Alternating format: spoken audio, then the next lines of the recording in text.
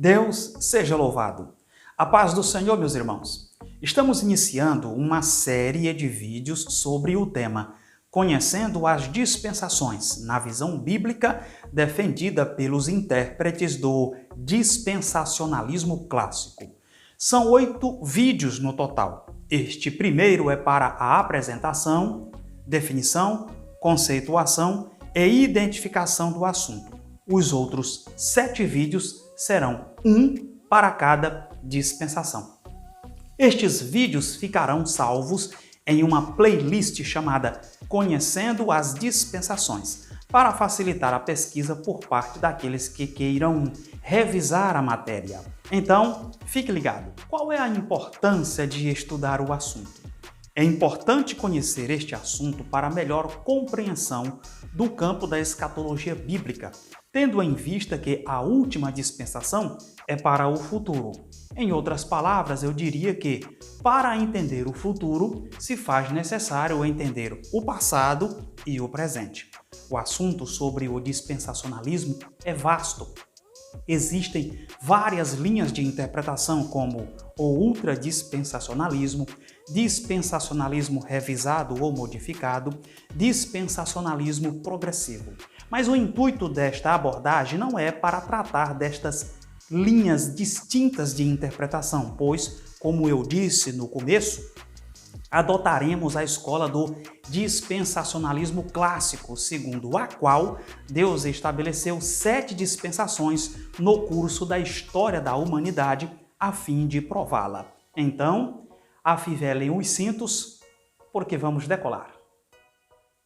A palavra dispensação encontra-se 4 vezes no Novo Testamento. 1 aos Coríntios 9:17, Efésios 1:10, Efésios 3:2 e Colossenses 1:25.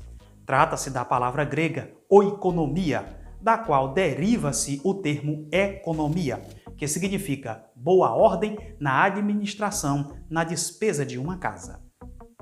Em quase todas as casas existe um cômodo chamado despensa. Neste cômodo, nós guardamos ou depositamos todos os mantimentos, sejam de gêneros alimentícios ou gêneros de limpeza para a manutenção daquela casa por um determinado período de tempo, que pode ser semanal, quinzenal ou mensal. Quando começa a faltar alguns destes gêneros, o dono da casa ou a pessoa responsável pela administração e economia da casa, geralmente chamado de mordomo ou dispenseiro, vai ao supermercado e compra aqueles itens que estão faltando para abastecer a despensa da casa, a fim de que nada venha lhe faltar.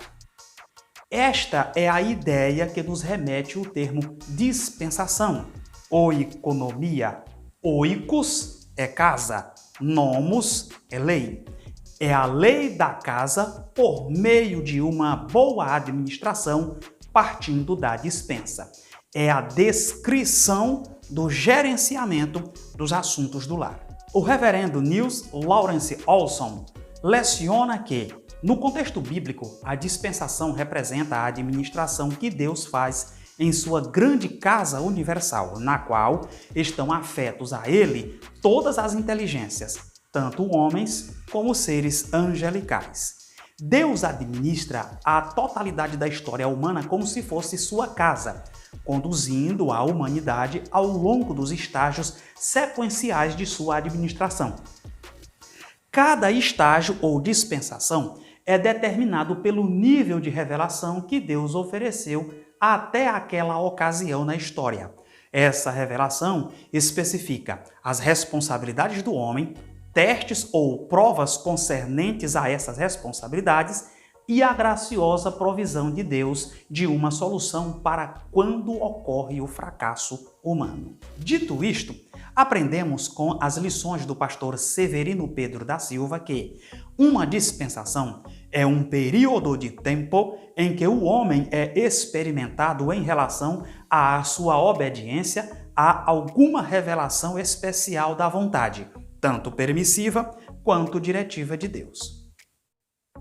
O teólogo estadunidense Cyrus Scofield explica que 3 conceitos importantes estão implícitos nesta definição.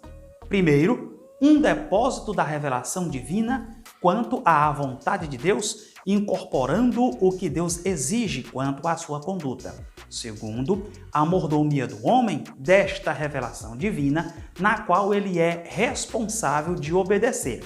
Terceiro e último, um período de tempo é geralmente chamado de século, durante o qual esta revelação divina prevalece testando a obediência do homem a Deus. Note bem que as diferentes dispensações não são modos separados de salvação. Durante cada uma delas, o homem é reconciliado com Deus de uma única forma, a saber, pela graça de Deus, mediante a morte e ressurreição de Jesus. Antes da cruz, o homem era salvo em perspectiva do sacrifício expiador de Cristo, crendo na revelação que lhe fora dada até então. O sacrifício vicário de Cristo teve efeito ex tunc, ou seja, retroagiu no tempo para alcançar os crentes veterotestamentários. Pensa num sacrifício poderoso. Agora, desde a cruz, o homem tem sido salvo crendo no Senhor Jesus, no qual a revelação e a redenção foram consumadas. É importante notar também que o propósito de cada dispensação é colocar o homem sobre uma específica regra de conduta, mas tal conduta não é uma condição de salvação. Em cada uma das dispensações passadas, o homem não regenerado fracassou, e ele tem fracassado nesta presente dispensação e fracassará no futuro. Mas a salvação tem sido e continuará sendo dispensada pela graça de Deus. Mas quais são essas dispensações? Os dispensacionalistas às vezes divergem quanto ao número exato das dispensações reveladas nas Escrituras. Contudo, geralmente se listam 7 dispensações. O pastor Ciro Sanches Zibordi elenca para nós. Então você tem inocência, consciência, governo humano, você tem a dispensação patriarcal, não é? Abraão, Isaac, Jacó, os outros patriarcas que vieram posteriormente. Você tem a dispensação da lei, que está claramente na Bíblia, e a dispensação da graça, que nós estamos nela hoje. Virá, claro, uma dispensação que é a dispensação do juízo, mais precisamente na grande tribulação, e teremos o milênio também como a última grande dispensação, em que Deus também tratará com a humanidade. Lembrando e repetindo que estas 7 dispensações fazem alusão ao grupo dos defensores do dispensacionalismo clássico. No próximo vídeo desta série, falaremos da primeira dispensação, a chamada dispensação da inocência. Fique ligado, que Deus nos abençoe e até lá!